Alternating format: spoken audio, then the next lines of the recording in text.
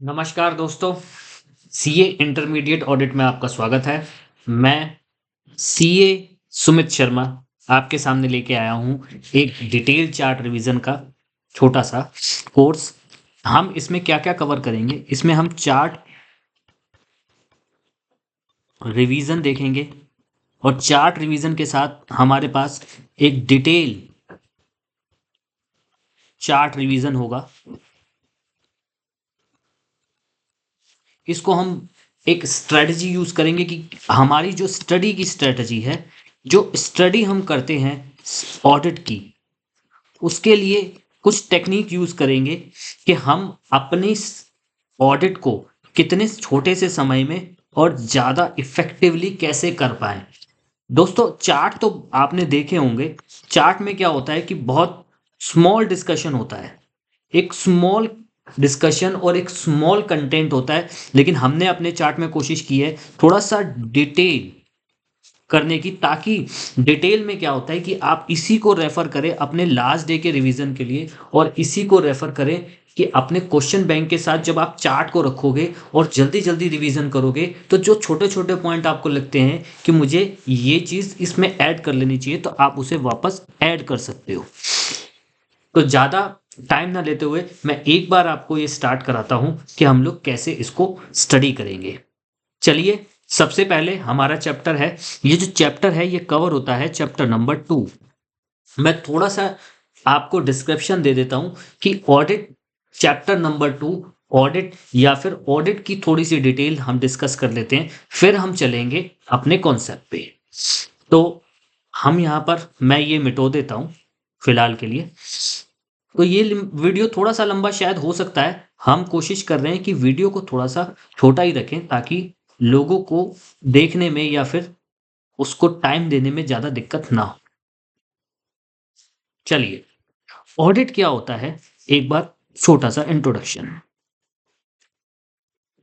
Audit क्या है? एक सबसे पहले जो ऑडिट होता है उसका मतलब क्या होता है कि आप क्या कर रहे हो, किसी चीज को चेक कर रहे हो, रीचेक कर रहे हो, जांच रहे हो, परख रहे हो।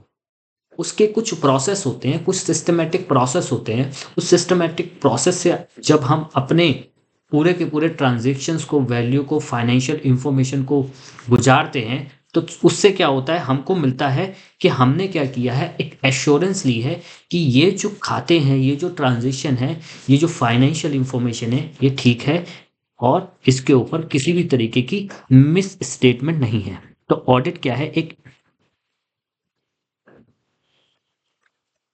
एक इंडिपेंडेंट एग्जामिनेशन है। एक इंडिपेंडेंट एग्जामिनेशन है किस चीज का? ये इंडिपेंडेंट एग्जामिनेशन है फाइनेंशियल इंफॉर्मेशन का।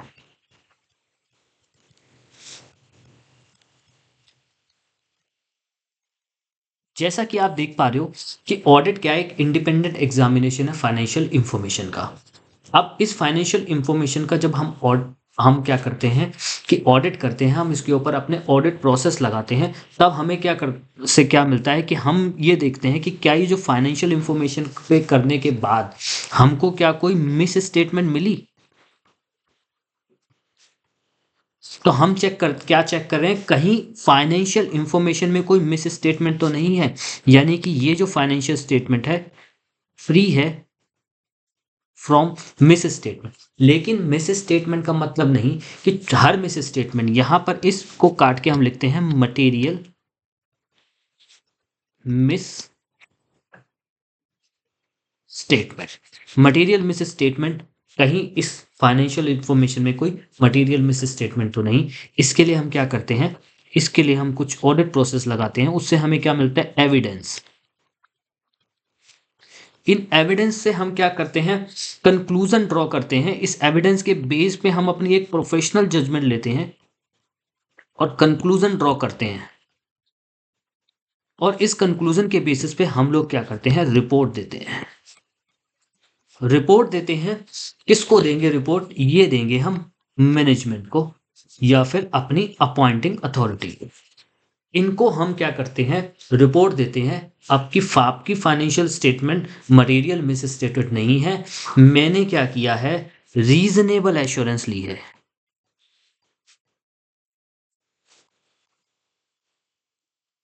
ये रीजनेबल एश्योरेंस कैसे मिलती है? इन एविडेंस के बेस पे मिलती है। जब ये एविडेंस आपको क्या मिलते हैं? आपने कुछ ना कुछ ऑडिट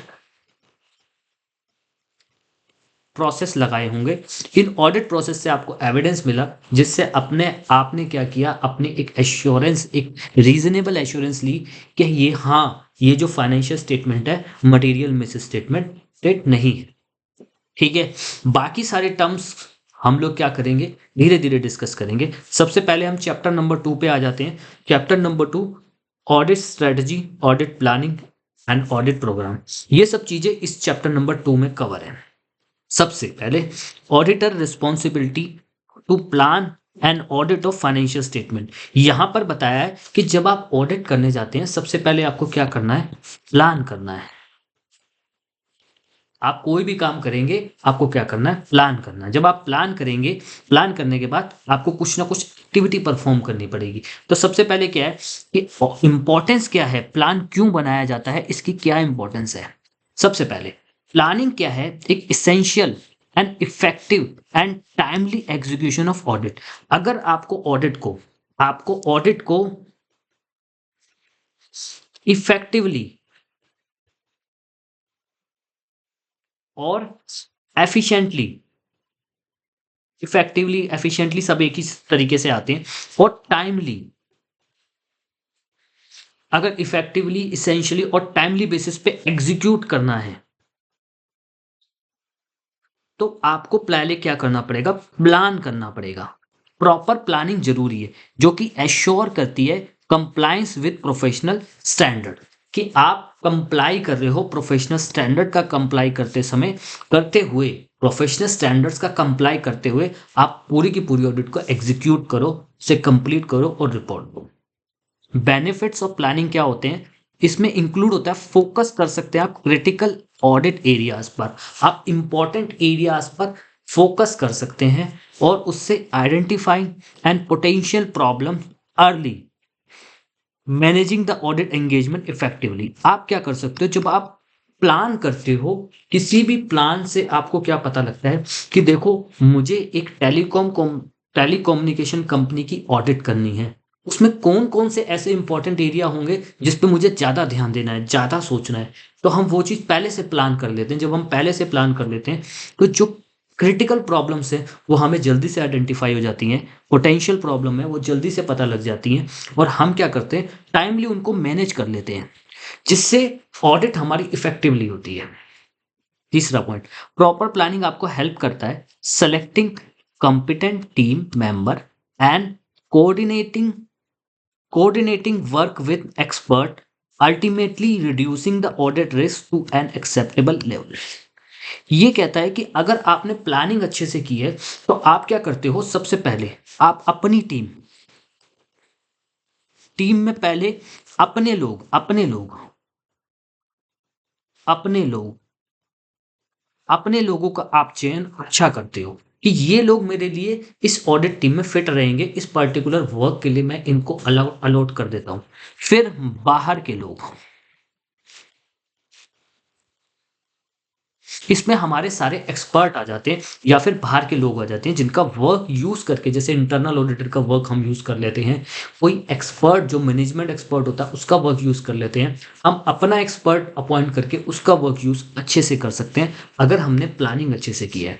एक बार फिर से, प्रॉपर प्लानिंग हेल्प करता है selecting competent team member and coordination work with expert, ultimately reduce the audit risk at acceptable level. जितनी भी काम हम क्या कर रहे हैं, क्यों कर रहे हैं? ताकि जो रिस्क है वो कम हो जाए। सर, रिस्क कौन सा? रिस्क का एक, आप क्या कर रहे हो? आप अनएप्रोप्रिएट ऑडिट ओपिनियन ना दे दो। जैसे कि financial statement material miss stated थे, उसमें गलतियां थी, लेकिन आपने ऐसा बोल दिया कि फाइनेंशियल स्टेटमेंट में तो जी गलती नहीं है।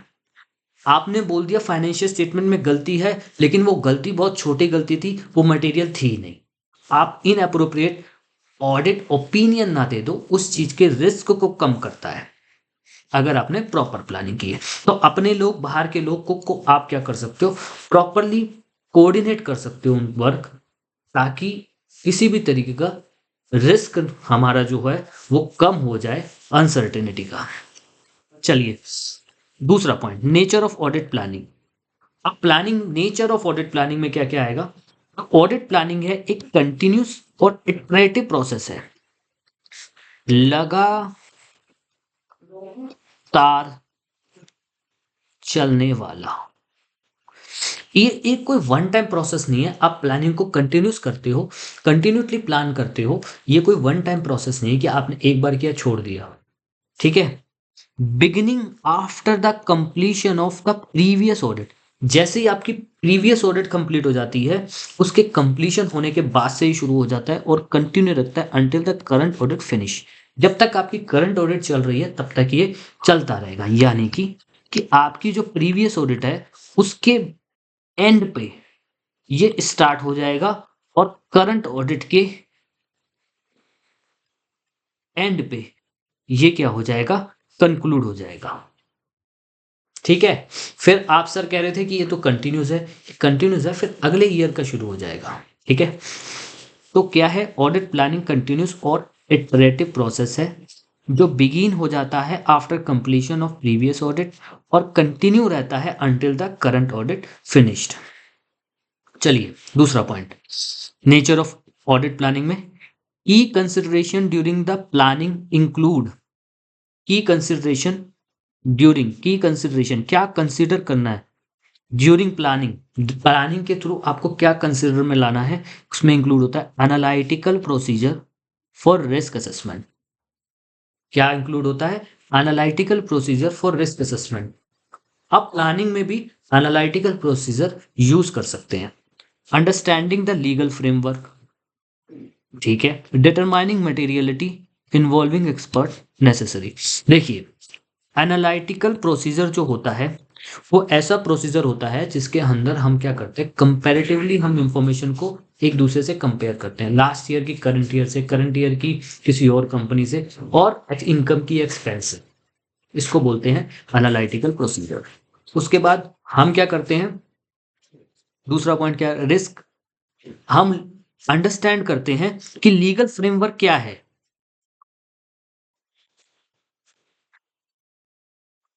किसी भी कंपनी का लीगल फ्रेमवर्क क्या है जिसमें वो काम कर रही है। जैसे एक कंपनी अगर होती है, वो कंपनी के ऊपर कंपनी एक्ट लगता है।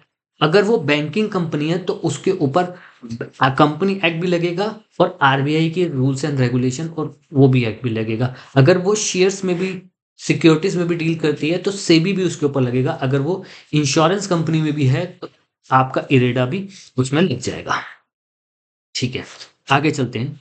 Planning process should leverage the experience, the engagement partner and key team member while maintaining the integrity of audit। वो क्या करती है कि लीवरेज लेके चलती है एक्सपीरियंस एंगेजमेंट पार्टनर को, एक्सपीरियंस एंगेजमेंट पार्टनर को इंक्लूड करते हैं, and key team member while maintaining the integrity of audit। जब वो इंटीग्रिटी, विश्वसनीयता, जो क्या होता है कि हमें क्या रखना होता है कि जितने भी ऑडिट हम करते हैं उस ऑडिट के अंदर हमें ये क्लाइंट की इंफॉर्मेशन जो भी होती है उसको सिक्योर रखना होता है, और ऑडिट के दौरान जितनी भी इंफॉर्मेशन हमें मिली होती है उसकी इंटीग्रिटी मेंटेन रखनी होती है। इसके लिए हम क्या करते हैं कि अपने टीम के अंदर एक कितने एक्सपीरियंस बंदों को रखना चाहिए, टीम मेंबर कैसी होनी चाहिए, और एक लीडर जो होना चाहिए वो कैसा होना चाहिए जो उसे लीड कर सके, वो डिपेंड करता है उसके एक्सपीरियंस पे। तो अभी हमने नेचर में 3 पॉइंट पढ़े कि एक लगातार चलने वाला है। दूसरा पॉइंट किया कि हम प्लानिंग के अंदर चेक करते हैं, इंक्लूड करते हैं कि कौन सा फ्रेमवर्क है। ठीक है। और एनालिटिकल रिव्यू प्रोसीजर करते हैं और अंडरस्टैंड करते हैं कि क्या कंपनी का एनवायरनमेंट है, क्या हमें एक्सपर्ट की ज़रूरत है इसके लिए या नहीं। ठीक है। उसके बाद planning process, element of planning, element of planning, element क्या होते हैं? सबसे पहले इसके एलिमेंट कौन कौन से होते हैं? प्रिलिमिनरी एंगेजमेंट एक्टिविटी, ठीक है। दूसरा planning activity. Preliminary engagement activity में क्या होता है? ऑडिटर को इवेल्युएट करता है whether to continue the client relationship and ensure ensure compliance with ethical requirement including independence. Auditor को क्या करना पड़ता है यहाँ पर? ऑडिटर इवेल्युएट करेगा क्या मुझे उस क्लाइंट के साथ कंटिन्यू करना चाहिए, या इंश्योर करता है क्या एथिकल रिक्वायरमेंट कंप्लीट हो रही है, जिसमें इंडिपेंडेंस सबसे बड़ी एथिकल रिक्वायरमेंट होती है कि आप इंडिपेंडेंट हैं। ये हम सेपरेटली पढ़ेंगे कि इंडिपेंडेंट हम कब होते हैं, कब ब्रीच हो जाता है इंडिपेंडेंस, कब हम बायस हो जाते हैं अपने अपॉइंटिंग अथॉरिटी के साथ। तो पहला पॉइंट क्या था कि ऑडिटर क्या करेगा, इवेल्युएट करेगा कि क्या हमें कंटिन्यू करना चाहिए क्लाइंट रिलेशनशिप, एंड उसके साथ इंश्योर करना चाहिए क्या एथिकल रिक्वायरमेंट कंप्लीट हो रही है, कंक्लूड हो रही है, फुलफिल हो रही है, जिसमें मेन रिक्वायरमेंट कौन सी है, इंडिपेंडेंट। अगला पॉइंट, की aspect including assessing the integrity of management. की एक्सपेक्ट में क्या क्या यूज है, assessing the integrity of management. हम देखेंगे कि क्या जिस कंपनी का, जिस ऑर्गेनाइजेशन का हम काम करने जा रहे हैं, कहीं ऐसा तो नहीं कि उसकी जो मैनेजमेंट है वो विश्वास लायक ही ना हो, क्योंकि जो विश्वास लायक मैनेजमेंट ही नहीं होगी तो वो ऑर्गेनाइजेशन का काम करना भी ठीक नहीं होगा। Evaluating the competence of engagement team and communicating with predecessor auditor। हम क्या करेंगे, सबसे पहले देखेंगे इंटीग्रिटी, उसके बाद देखेंगे कॉम्पिटेंसी। जैसे रिलायंस के जो मैनेजिंग डायरेक्टर है धीरू भाई अंबानी, उनकी एक अलग ही लेगेसी है। वो अच्छी स्टडी करके, अच्छी पढ़ाई करके और अच्छी मार्केट में रेपुटेशन है, तो उनकी कॉम्पिटेंसी बहुत हाई है। अब ऐसे ही कोई ऐसा डायरेक्टर हो किसी कंपनी में जिसके ऊपर खुद क्रिमिनल केस चल रहे हो, खुद वो काफ़ी सारे केसेस में उलझा हो, वो कंपनी की उसके अंदर जो कॉम्पिटेंस है खराब हो जाएगी। तीसरा, वह हम क्या करेंगे, प्रेडिसीसर ऑडिटर से कम्युनिकेट करेंगे कि बताओ भाई कोई ऐसा कोई प्रोफेशनल रीजन तो नहीं है कि हमें ये ऑडिट नहीं लेनी चाहिए। तीसरा point, establishing and understanding the terms of engagement through the engagement letter is crucial to avoid the misunderstanding. तो हम क्या करेंगे, स्टैब्लिश करेंगे अपनी अंडरस्टैंडिंग को। Terms of engagement through the engagement letter is crucial and avoid the miss. हम communicate करते हैं जितनी भी हमारी टर्म्स एंड कंडीशंस हैं, एंगेजमेंट लेटर के थ्रू कम्युनिकेट करते हैं, जो कि क्रूशियल होती हैं, ताकि किसी भी मिस अंडरस्टैंडिंग को क्या किया जा सके, खत्म किया जा सके, मिसअंडरस्टैंडिंग को खत्म किया जा सके। कल को आप ये ना बोलो कि जी मैंने तो ये कहा ही नहीं था, मैंने तो ये सुना ही नहीं था। ठीक है, प्लानिंग एक्टिविटी, दो एक्टिविटी थी, प्रिलिमिनरी एंगेजमेंट एक्टिविटी, दूसरी एक्टिविटी है प्लानिंग एक्टिविटी। प्लानिंग एक्टिविटी एक vital for designing A comprehensive audit approach. Planning activity में एक बहुत बड़ा पार्ट होता है, वाइटल पार्ट और डिजाइनिंग कॉम्प्रिहेंसिव ऑडिट अप्रोच, जिसमें इंक्लूड होता है establishing overall audit strategy and developing audit plan. आपको क्या करना होता है, एक ओवरऑल ऑडिट स्ट्रेटजी को बनाता है, एक ओवरऑल ऑडिट स्ट्रेटजी को बनाओ और ऑडिट प्लान डेवलप करो। Audit plan, overall audit strategy में हम कौन से लोग, कौन सी टीम सेलेक्ट करेंगे, कौन क्या काम कर सकता है, उस काम को कितने टाइम में खत्म करना है, और एक पूरा का पूरा स्ट्रक्चर बनाते हैं जिसके बेस पे हम एक अपना ऑडिट प्लान बनाते हैं। Overall audit strategy set of scope, timing and direction of audit, guiding resources allocation, prioritisation high risk की एरिया। ऑडिट स्ट्रेटजी हम देखते हैं कि हमारा स्कोप क्या है, ऑडिट का स्कोप क्या है। उसके बाद हम देखते हैं कि टाइमिंग क्या रहेगी ऑडिट प्रोसेस को लगाने की। ठीक है, दूसरा हम क्या देखते हैं, डायरेक्शन देते हैं, कि डायरेक्शन देते हैं ऑडिट टीम को, कैसे हम ऑडिट टीम को डायरेक्ट करेंगे किस काम के लिए, ये चीज भी स्ट्रेटजी में आता है। और गाइड करेंगे उसके बाद एलोकेट, अपने जो रिसोर्सेज हैं उनको किस तरीके से एलोकेट करेंगे। प्रायोरिटाइजेशन, हम प्रायोरिटी देंगे जहां पे रिस्क ज्यादा है, वहां पर अपने टीम के एक्सपर्ट बंदे को लगाएंगे। ठीक है, तो ओवरऑल ऑडिट स्ट्रेटजी में सेट होता है, एक पूरा सेट आता है जिसमें स्कोप आता है, टाइमिंग आता है, डायरेक्शन आता है, गाइडेंस आता है, एलोकेशन ऑफ रिसोर्सेज आता है और प्रायोरिटी दी जाती है हाई रिस्क की एरियाज को। दूसरा पॉइंट, ऑडिट प्लान प्रोवाइड करता है detail outline how the audit strategy will be implemented. Plan क्या बताता है, एक डिटेल आउटलाइन देता है कि जो ऑडिट स्ट्रेटजी आपने बनाई है उसको कैसे इंप्लीमेंट करें, specifying the nature, time and extent of audit procedure. किस नेचर का, किस टाइम पर और किस एक्सटेंट तक ऑडिट प्रोसीजर लगाया जाएगा, प्लान बताता है। यानी आपने ऑडिट स्ट्रेटजी बनाई, ऑडिट स्ट्रेटजी को इंप्लीमेंट करने के लिए ऑडिट प्लान होता है और उस प्लान में nature, time and extent of audit procedure होता है। ठीक है, यहां तक ठीक है। अब relationship between the audit strategy and audit plan, अगर आप इस चार्ट को देखोगे तो ये चार्ट क्या है कि आपको बहुत छोटे से उसमें लेकिन डिटेल वे सारी चीजें कवर करेगा।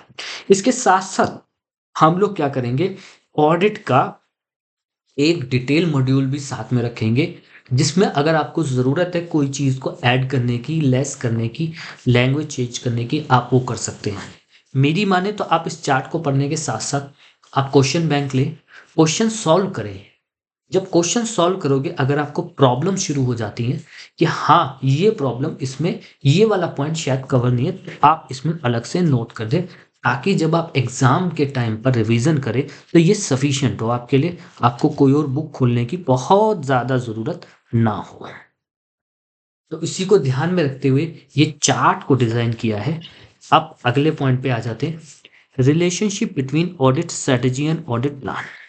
ऑडिट स्ट्रेटजी और ऑडिट प्लान में क्या रिलेशनशिप है? पहला पॉइंट, कॉम्प्लीमेंट्री रोल। दूसरा पॉइंट, ऑडिटर रिस्पॉन्सिबिलिटी। चलिए, relationship between audit strategy and audit plan.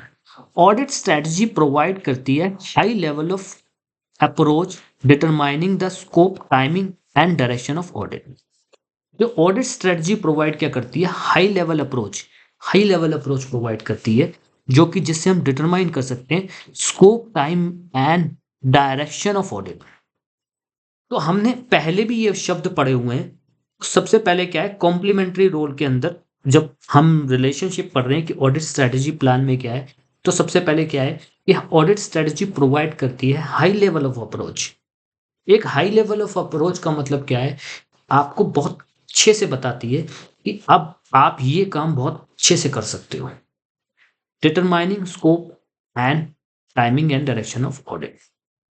दूसरा पॉइंट, ऑडिट प्लान ट्रांसलेट करता है स्ट्रेटेजी को into specific actionable step detailing the procedure to be follow.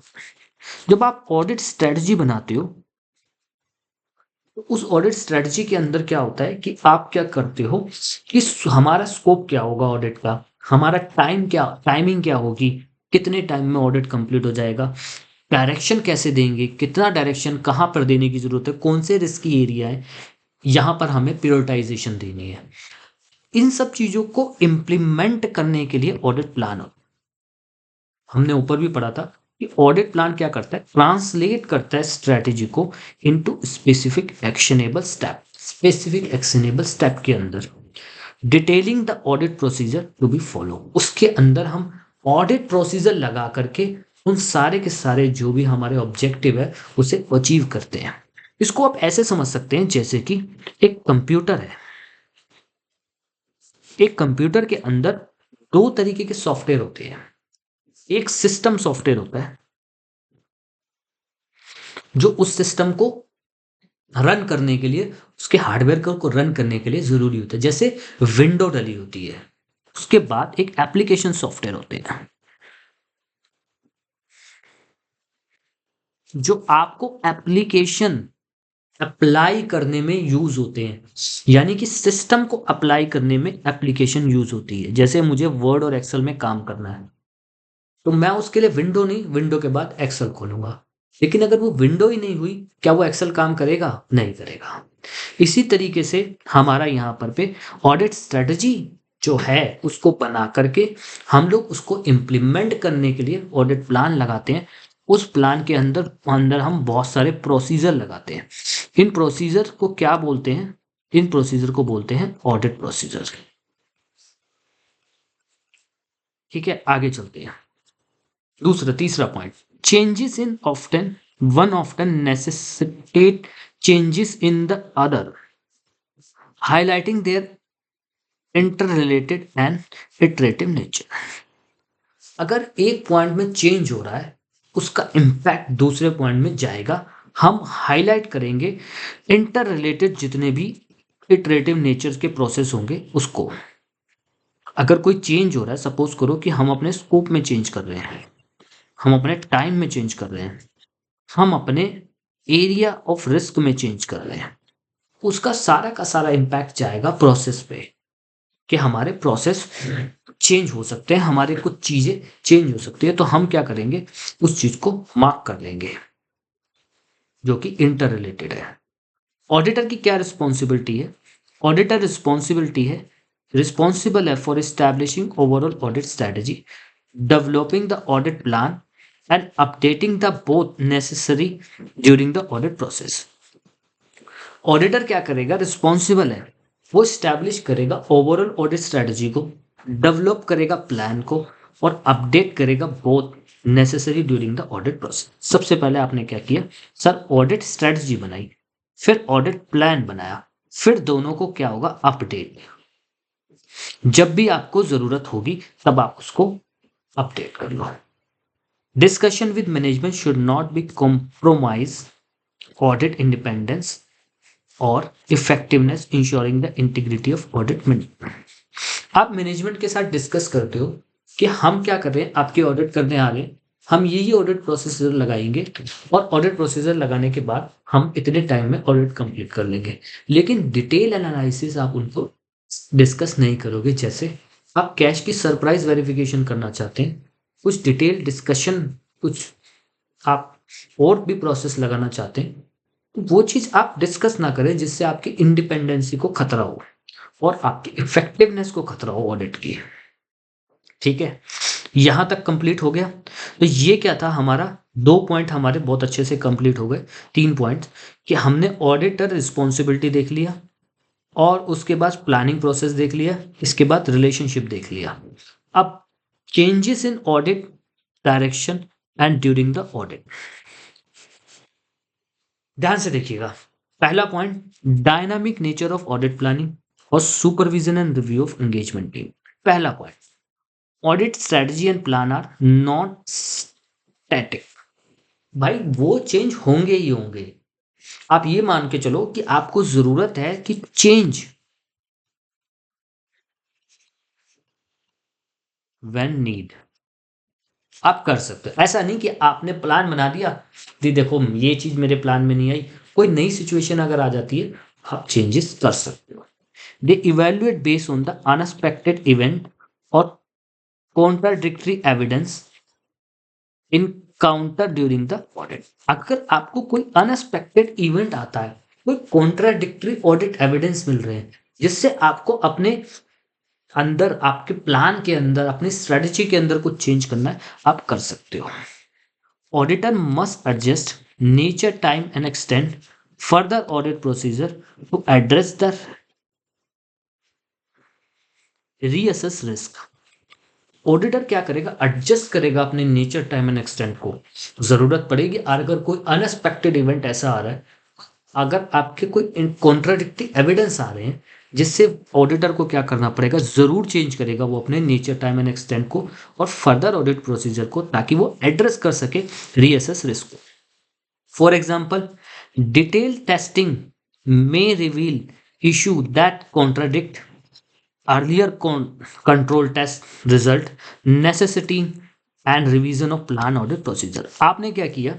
आपने डिटेल टेस्टिंग की, जिससे आपके पास क्या हो सकता है? कोई कॉन्ट्राडिक्टी चीजें आ सकती हैं कंट्रोल टेस्टिंग के रिजल्ट में, जैसा आपने पहले सोचा था वैसी चीज नहीं है। ठीक है, ये पॉइंट हो गए। उसके बाद supervision and review engagement team. Supervision and review engagement team, nature, time and extend supervision depend upon size and complexity of entity. Supervision और रिव्यू एंगेजमेंट टीम, आप सपोज करो आप एक लिस्टेड कंपनी की ऑडिट करने जा रहे हो, वहां पर आपके ऊपर ओपिनियन देना और मिस स्टेटमेंट के जो रिस्क फैक्टर्स हैं वो ज्यादा हो सकते हैं। ऐसे ही आप ऑडिट करने जा रहे हो एक न्यूली इंकॉर्पोरेटेड कंपनी की, जिसमें कोई भी लिस्टिंग या कोई भी ऐसा एफर्ट्स नहीं है, तो वहां पर जो आप सुपरविजन करोगे वहां पे जो आपके एफर्ट्स होंगे कम लगेंगे।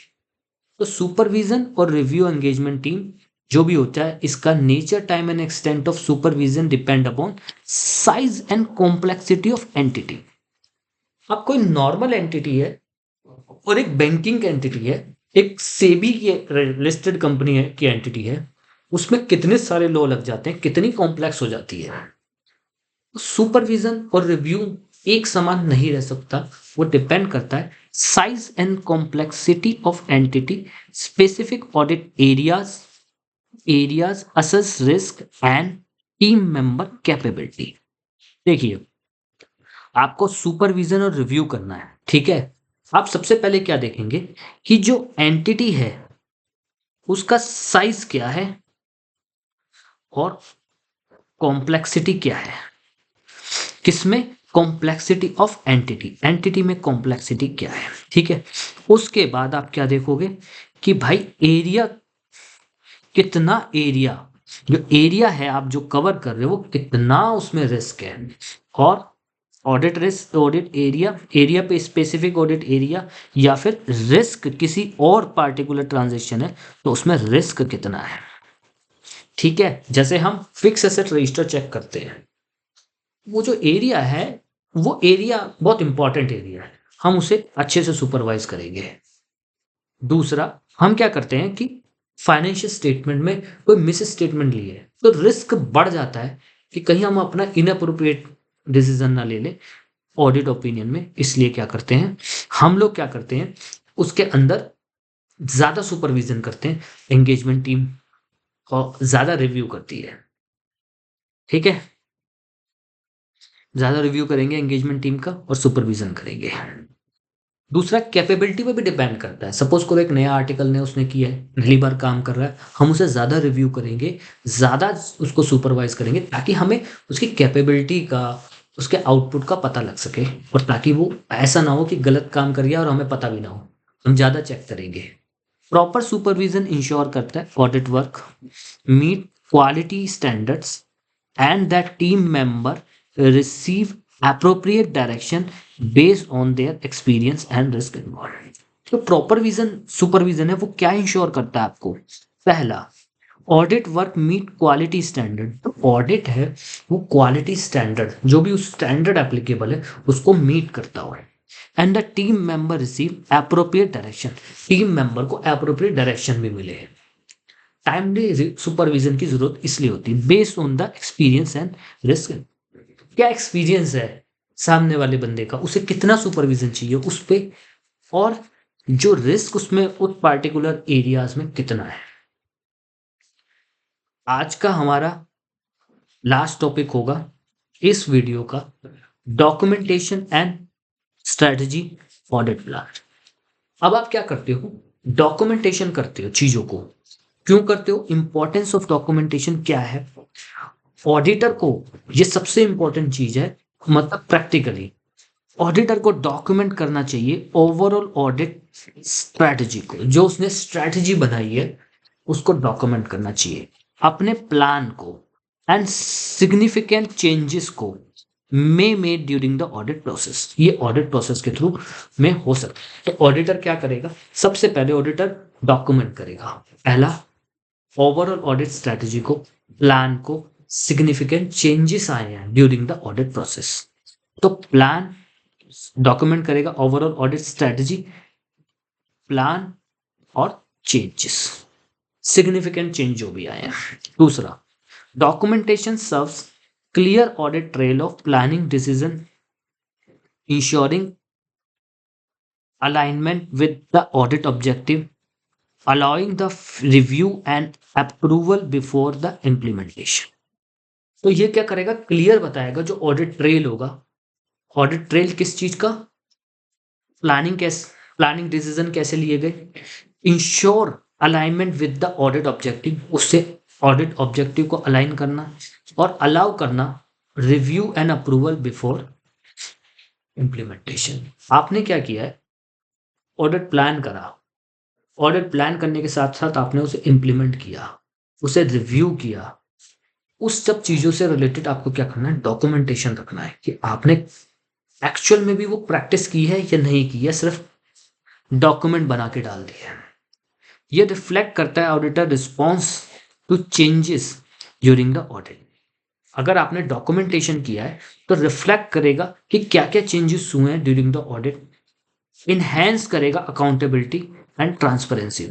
जैसे ये काम मैंने तो नहीं किया, ये काम तो किसी और ने किया था, ये काम तो उसने किया था, ऐसे अकाउंटेबिलिटी फिक्स नहीं होती। ऑडिटर क्या करता है, प्लान बनाता है, एग्जीक्यूट करता है, ऑडिट प्रोसीजर लगाता है, चेंजेस आते हैं उसे डॉक्यूमेंट भी करता है, ताकि कोई भी अपनी अकाउंटेबिलिटी से पीछे ना हट पाए।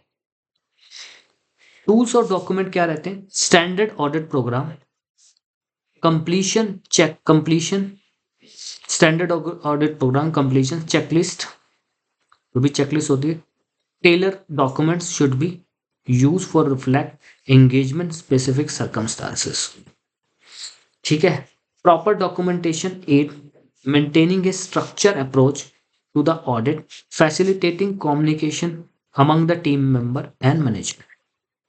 प्रॉपर डॉक्यूमेंटेशन क्या होता है, इससे क्या होता है, structure approach to the audit, जो कि फैसिलिटेट करती है communicating among the team member with the management.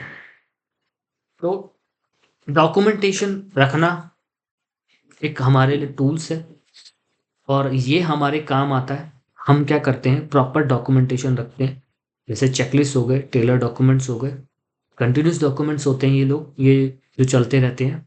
जैसे हमने क्या किया, किसी से ऑडिट के चेकलिस्ट दी कि भाई ये डॉक्यूमेंट हमें दो, मैनेजमेंट ने उसका रिप्लाई किया, फिर हमने क्या उसके अगेंस्ट कुछ और डॉक्यूमेंट उनसे मांगे, तो ये कम्युनिकेशन चलता रहता है। ऑडिट मेमो इशू किया, ये सारी चीज़ें हमारे टेलर डॉक्यूमेंट्स में आ जाते हैं। उसके बाद प्रॉपर डॉक्यूमेंटेशन स्ट्रक्चर अप्रोच है ऑडिट के लिए, जो फैसिलिटेट करती है कम्युनिकेटिंग टीम मेंबर और विद मैनेजमेंट। ठीक है, यहाँ तक हमने देखा ऑडिट का सेकंड चैप्टर का फर्स्ट पार्ट। आई होप आपको मज़ा आया होगा। अगर आपका कोई भी डाउट है तो इस वीडियो में आप कमेंट सेक्शन में डाल सकते हैं, और डिटेल चार्ट के लिए अगर आपको लगता है कि ये चार्ट आपके यूज़फुल है तो आप कम्युनिकेट कर सकते हैं, कमेंट बॉक्स में डाल सकते हैं। फर्दर हम आपसे डिस्कस करेंगे कि हम लोग क्या क्या चेंजेस इसके अंदर फर्दर ला सकें या फिर इंक्लूड क्या क्या कर सकें। तो आज के लिए इतना ही, थैंक यू।